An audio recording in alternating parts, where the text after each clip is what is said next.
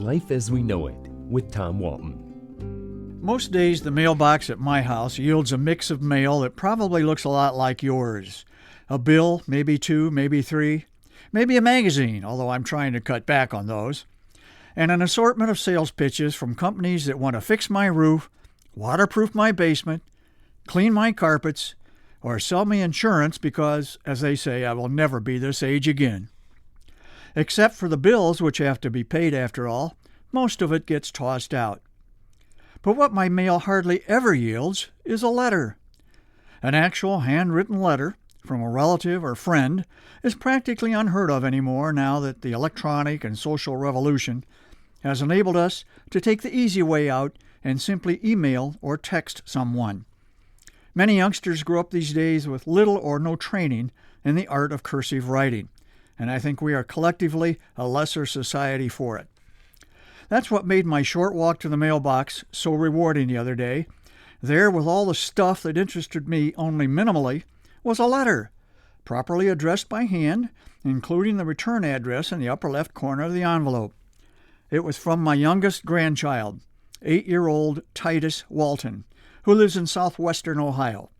I opened the letter and read what Titus had written, in cursive handwriting as perfect as an 8-year-old can muster, and I was very impressed.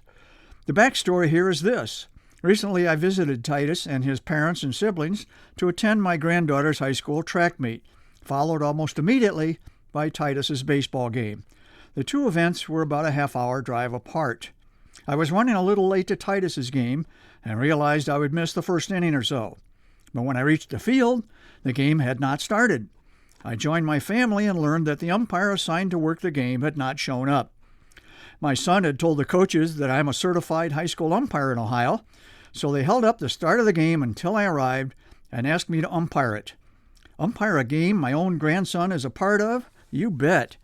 Could I be an impartial arbiter when a blood relative is one of the players? I could, and I did, but that's not the point. I was pleased to be asked and delighted to step in. I learned after it was over that the umpires are paid $20 a game at Titus's level. I told them to keep it, put the 20 in the pizza fund for a team party at the end of the season.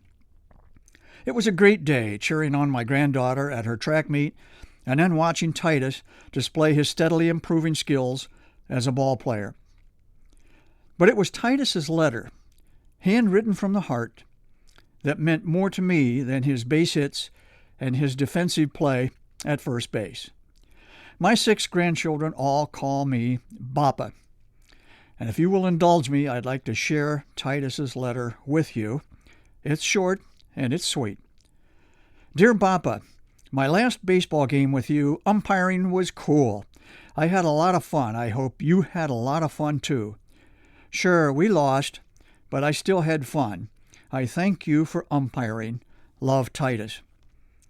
Titus knows that his grandfather's grieving a sad loss, the death of Titus's grandmother, my wife. So he sat down with pencil and paper and wrote to me, just to cheer me up. That's pretty cool, huh? Life as We Know It is written and hosted by Tom Walton and is a production of WGTE Public Media. Life as We Know It with Tom Walton can be heard on WGTE FM 91 every Monday afternoon during All Things Considered at 5:44 p.m.